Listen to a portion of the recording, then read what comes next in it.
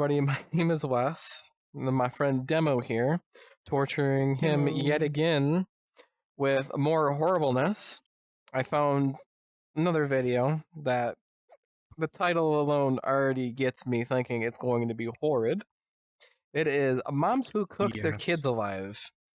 Demo's immediate reaction when I read that out loud was, WTF, excuse me, and yeah. So hey, on to the video, guys. So hey, moms who cooked their kids alive, let's go. For most mothers, welcoming a new bundle of joy into their lives is a time for celebration. You get to watch them grow from a tiny newborn into a chubby baby, and then into an adorable toddler. You celebrate milestones such as your baby's first tooth or your toddler's first steps. But unfortunately, that wasn't the case for the two mothers in today's story. What the Lenora Williams.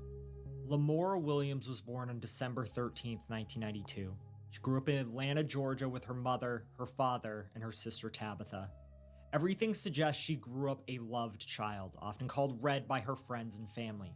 However, her mother believed that from the very beginning she had mental health problems. She was pulled out of school and homeschooled by her mother. Her mom remembers several incidents starting from when she was young, stating she would do simple things like cutting my other daughter and her doll's heads off. You know, we only can see this stuff in simple, bro. I was afraid since then. Wow. Laura had her first child, whom we'll refer to as LW, when she was about 17 years old.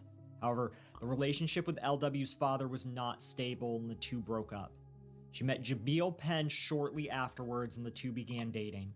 Lamora was in high school at the time and Jamil was no longer in school. They had their first child, whom we'll refer to as JP, a few years later.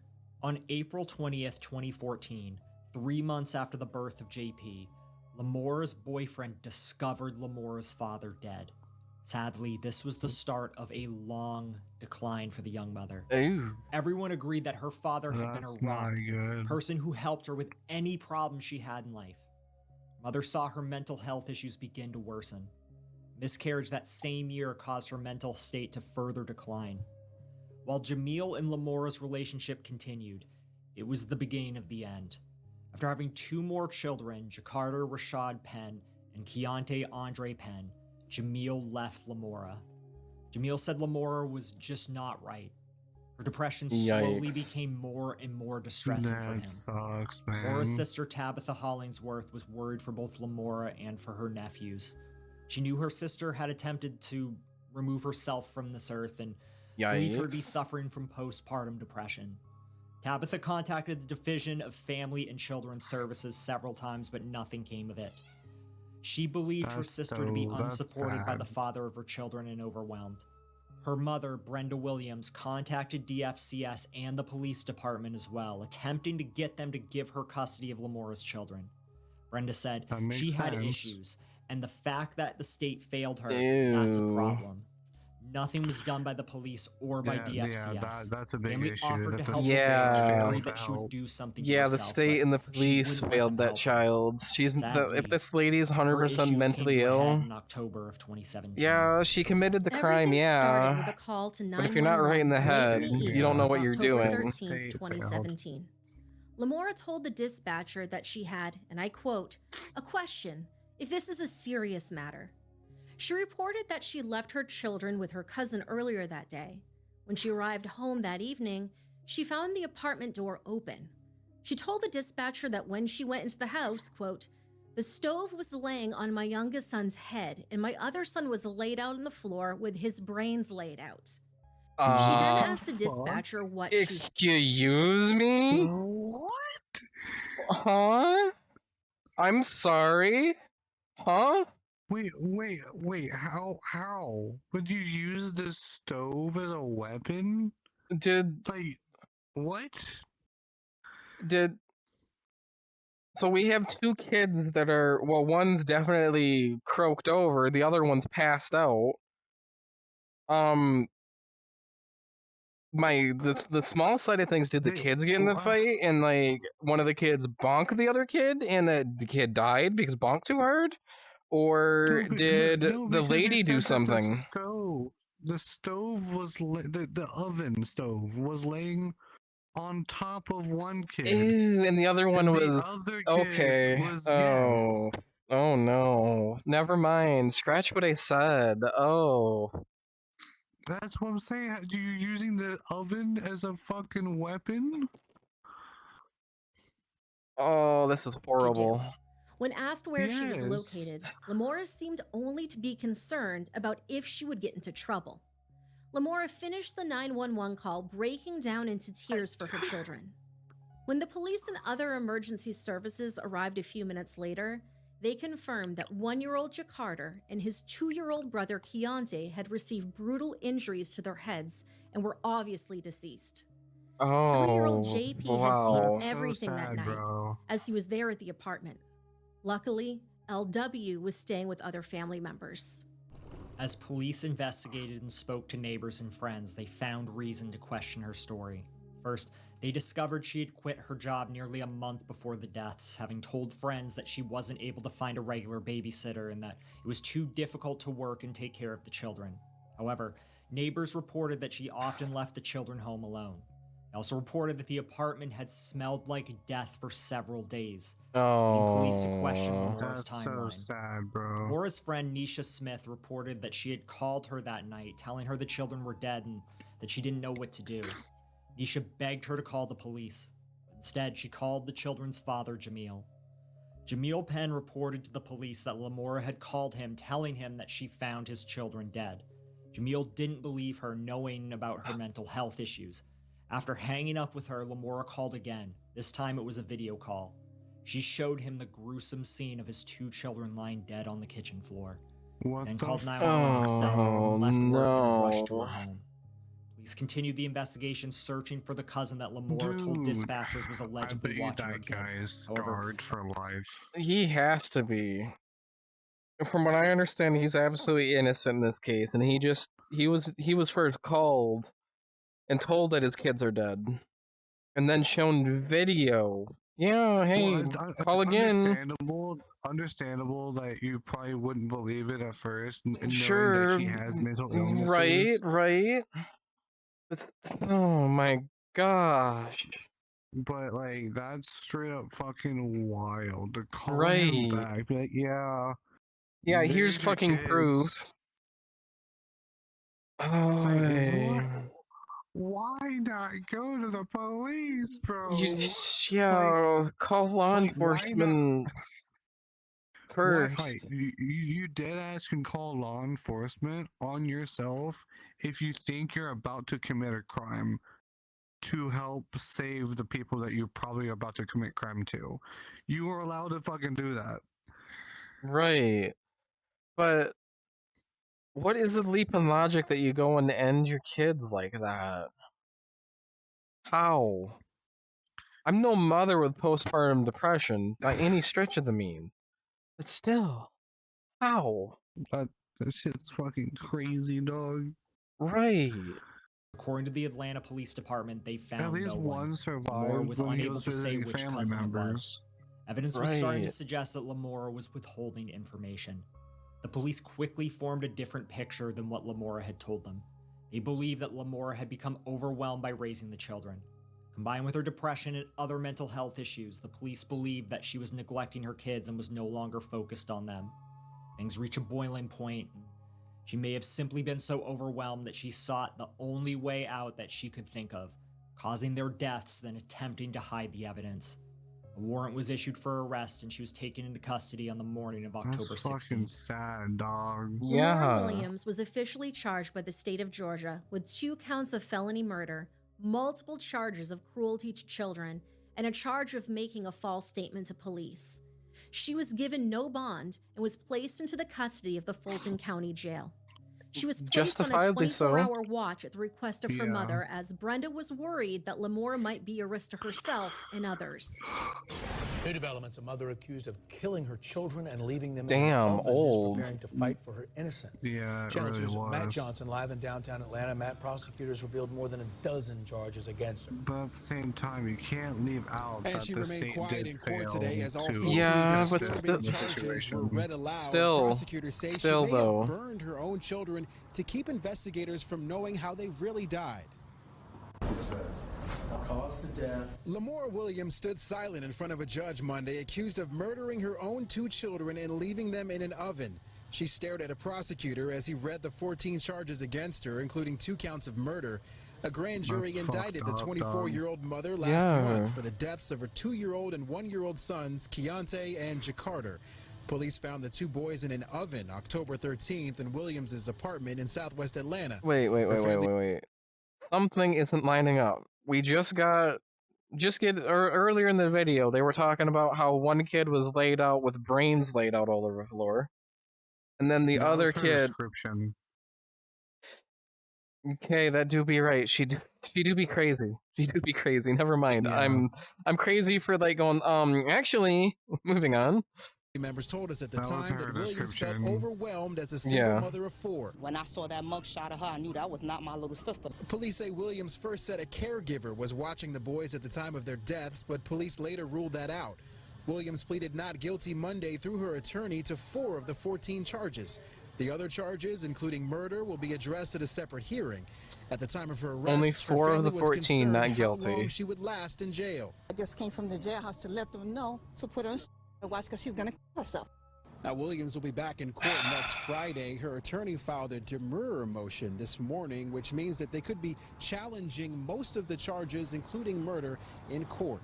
Live in downtown Atlanta, please Johnson, don't challenge it. This began a long trial process for Lamora. 4 lawyers were rotated through before her defense team was finally settled. Her ongoing mental health issues remained while she was in jail, causing the judge to order a mental health evaluation in 2022. 2020 was, of course, the start of the pandemic, complicating the court timing and procedure even further. She could sit in there 10 September years, I don't 29th care. Of 2020, Lamora's lawyers requested another hearing and were able to get a bond set at $500,000. That's not Later, enough. They filed an 8th Amendment motion, either for her to be released or for her to be transferred to a safer jail. However, the motion was poorly formed, referring to Lamora Williams as a young man and as a he/him multiple times. This caused some misgender her lawyers' efforts on her behalf, and Lamora remained behind bars as a result. Lawyers' fault. The trial didn't really start until October 8th, 2024, when Lamora was found competent to stand trial and the judicial hold was lifted. While plea deals were discussed, nothing ever came of them. The jury was selected and testimony began starting on November 4th.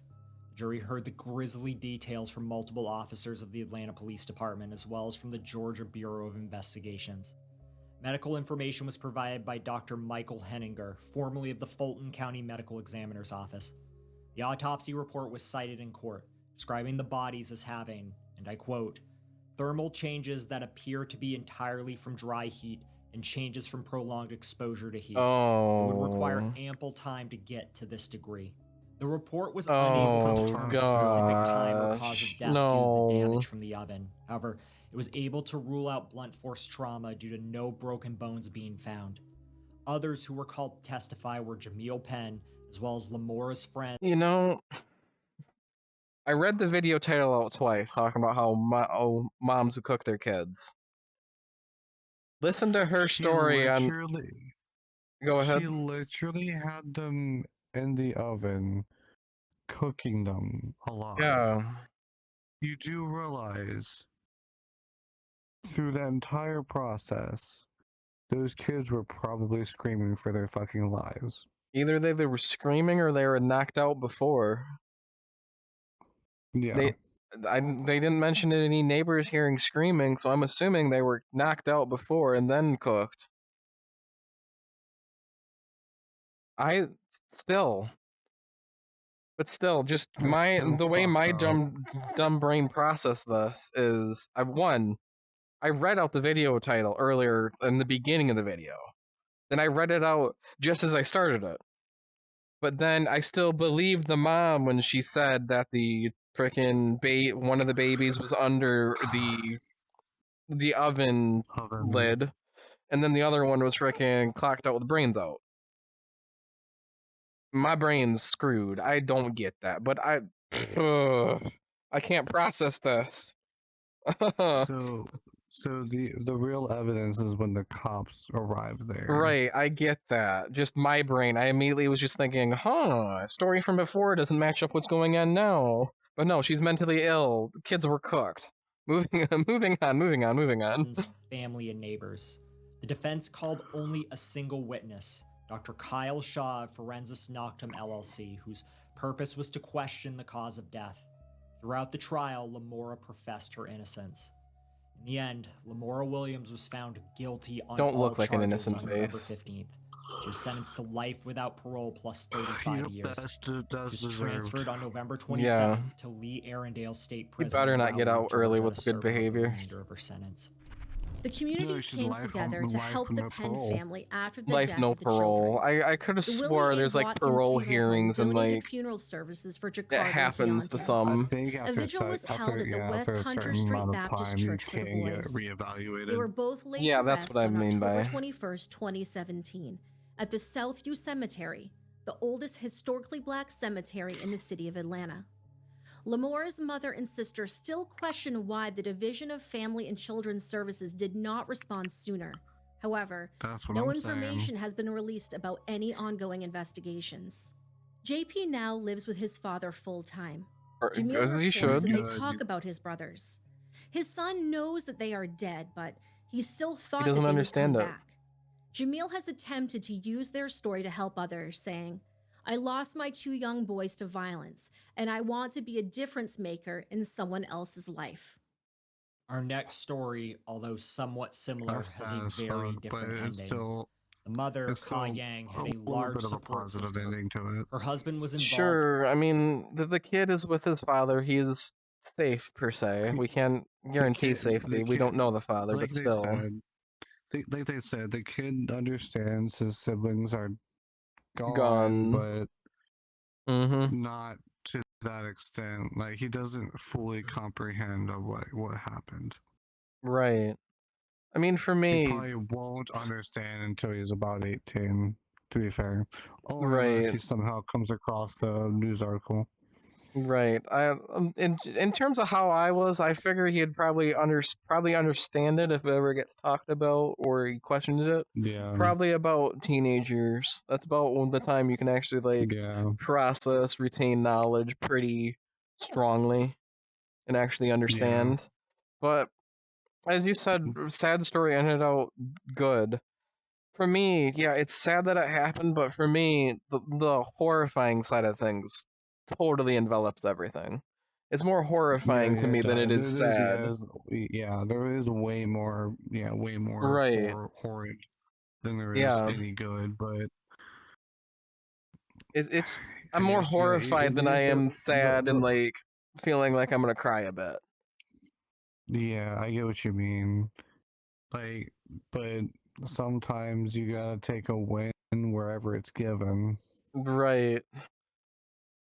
Moving on. In her children's lives, and 2 other adult relatives lived with them in their California home. They seemed like the typical family that was until tragedy struck. Another case, bro? Ka Yang was born in November of 1981 at the Rhode Island Hospital located in Providence. Her lady is a criminal. We can understand that. I thought the title was Mom Who Cooked and not Moms, like plural. Yeah. We all understand that this lady is a criminal. We all understand that this is really bad. I was about to make a really dark joke. I know many people were considered as, I don't even know if I can say the word. It's like, you make a joke pointed at a certain group, it's that word. It is a joke pointed at a certain group, but still. I was about to say, well, she probably confused her kid with a dog. Oh. Because Asian. Oh, I saw that one coming. Yeah, I was going to make that joke outright, but I know how the internet would act at that if I just said it outright like that. I love dark jokes. But that is exactly what I was...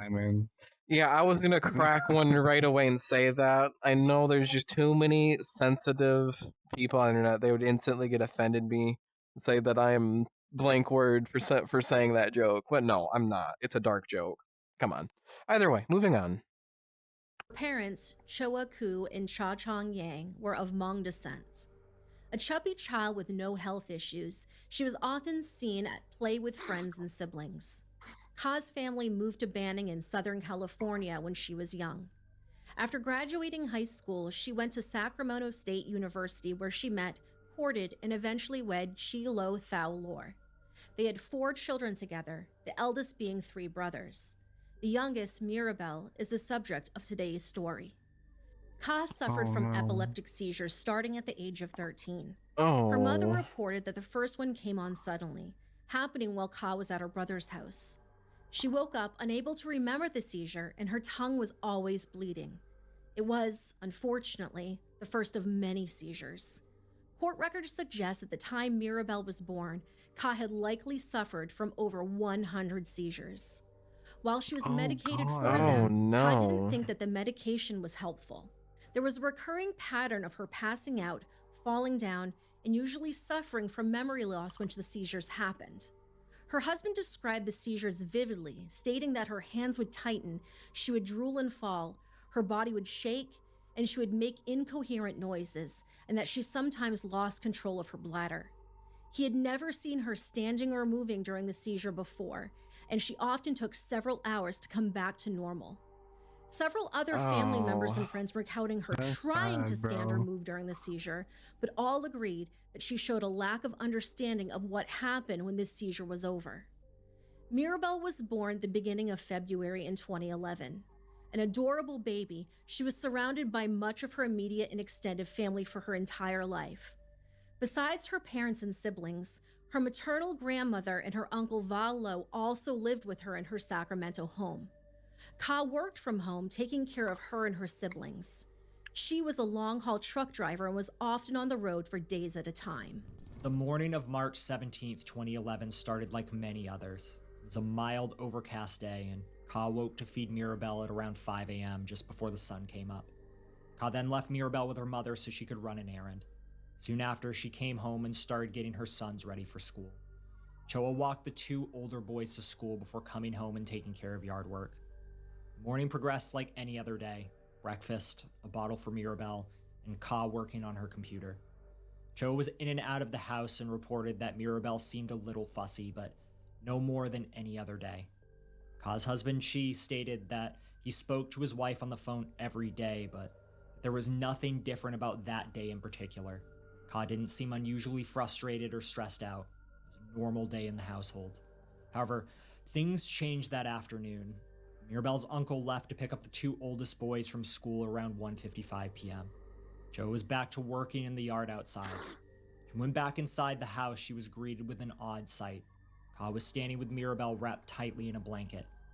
Ka told her mother that Mirabelle needed to go to the hospital as she was sick. However, according to Choa, Ka didn't look well. She noticed that her daughter's face was red, she was sweaty, her pants were soaked at the thighs, and she was having problems speaking. It sounded like she'd bit her tongue. She opened her granddaughter's pajamas and saw burn marks on the baby's chest. Skin was literally peeling off of the baby. Her body was physically hot to touch, warmer than being in pajamas and a blanket would suggest. No. Meanwhile, Va came home with the 2 boys. He could see his sister-in-law and mother-in-law standing just inside the door. Choa told him that she thought Ka had a seizure and had to call 911. The call was placed at 2:09 p.m., less than 5 minutes after he arrived back in the house. On the call, Va passed along the information that his sister-in-law had a seizure and had possibly dropped or fallen on the baby. He attempted CPR on the child at the dispatcher's direction to no avail. Paramedics and firefighters arrived less than 10 minutes later. Firefighter Brandon Gobb saw Ka kneeling next to Mirabelle on the couch. He didn't notice anything off about Ka, but wasn't looking for it either. Another firefighter spoke to Ka, who told her that she was working, had a seizure, and dropped baby Mirabelle onto the heater. Ka appeared to be calm and alert, not showing any signs of being disoriented or having memory issues. The police officer on scene who spoke to Ka didn't notice anything that suggested a seizure and described her as being fairly calm. While examining the scene, he found a blue pacifier in the microwave. Sadly, Mirabelle was formally pronounced dead at 2:25 that afternoon. That's wild. It took 3 months of investigation before the police were able to conclude what happened to Mirabelle. The little girl had suffered extensive burns, having 2nd and 3rd degree burns on approximately 56% of her body. She also had multiple internal burns. The autopsy suggested that Mirabel's stomach and small intestine had been essentially cooked. However, these injuries were inconsistent with being next to a heater, even if Mirabel had been placed there for 45 minutes. I don't like people. The investigation dragged on due to how unique and odd the injuries were. Have I said that enough? It enough? was only by researching cases with similar injury patterns that police were able to provide a troubling theory. Police have arrested a California mother after an investigation found her 6-week-old baby girl died inside this home from burns suffered in a microwave oven. The child sustained unusual rare thermal burns. Oven or a conventional the investigation oven? Revealed that these burns were consistent with only 3 other cases in this country with the same similar type injuries. And that was determined those injuries occurred as a result of being burned in a microwave oven. Ka Yang is being held without bail on suspicion of murder. The baby's death actually took place in March, but it took investigators months to determine the exact cause of death. Her neighbors were shocked. It was just unbelievable. It's mind-boggling. Something you would hear in a horror story. Neighbors said the 29-year-old seemed like a typical mother. She seemed really nice. The husband's really nice. Every time I mow the lawn, he'll come out and we'll always talk. I know they're church members, so... Police don't know the motive for the crime, but said if a mother doesn't want a child, there are places to drop them off. Right. No questions asked. They take them to a firehouse or even a hospital, and then that child gets the love and attention and a family that they really deserve. Yang has 3 other children, all boys, who are now staying with relatives. Haven Daily, Associated Press, Sacramento. That's on just June 23rd, 2011, Ka Yang was arrested and charged with first-degree murder, assault on a child resulting in death, and the use of a deadly and dangerous weapon. Just, oh my lord. Like they said, like, you can either call the cops on, like I told you, you can call the cops on yourself to make sure the cops get there to help you not commit a crime, or, again, what they said, you can straight up just fucking drop a kid off. There are designated locations like churches, hospitals, police stations, fire stations. Literally, you can just make sure that someone is there to know that you are not wanting that child no more. Right. Yeah. I have like trying to comprehend how you get to that point. Yeah, throwing a helpless child into a microwave, an oven, bro. Yeah. I've heard stories of like crazy kids throwing like their animals in there. That's screwed up.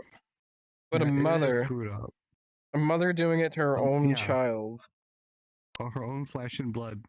She ain't mentally ill. I don't consider having seizures being mentally ill. That's a nervous system disruption, not a brain chemistry screw up. That's your nervous system doing that. She's not mentally ill. The paramedics that were there, they've checked her out. No signs of memory loss or not like that. So it wasn't a seizure that when she did it. No, that was done freaking purposely. Weapon in the commission of murder. The trial itself focused heavily on expert testimony and the interviews of folks who came into contact with Ka before and after Mirabel's death. One expert for the state testified that Mirabel was in the microwave for 2 to 3 minutes at a minimum to cause the type of grievous injuries she had sustained, both internally and externally. Another described how the microwave in question worked, showing that simply pushing 1 or 2 buttons would not cause the microwave to work as long as it likely had. It took an absolute minimum of 3 presses of 2 different buttons to function for that length of time. The state's neurologist, Dr. David Traynor, testified that Ka's seizures were generalized onset, which would result in her falling down and biting her tongue. Defense's neurologist, Dr. Paul Garcia, believed that she suffered from multiple kinds of seizures, some of which would allow people to, in his words, still do some automatic things. A police officer testified that Ka had told them she knew she had a seizure because she had urinated on herself and could not remember what had happened. However, he did not recall smelling urine or noticing that Ka's pants had looked wet. The last of the major witnesses for the state was Dr. Angela Vickers, baby Mirabelle's pediatrician. She testified that Ka Yang was screened for various postpartum mental disorders.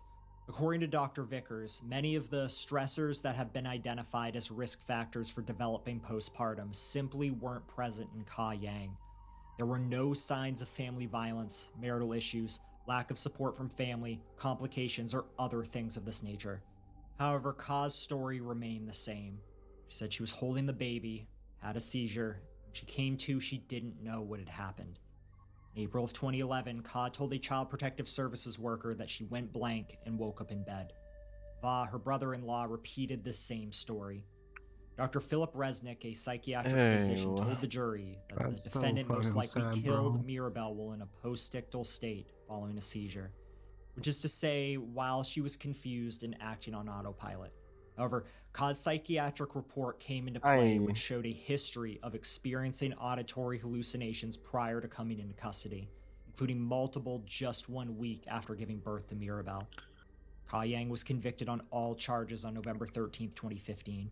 She was sentenced to 26 years in the California Department of Corrections on Only December 26 years?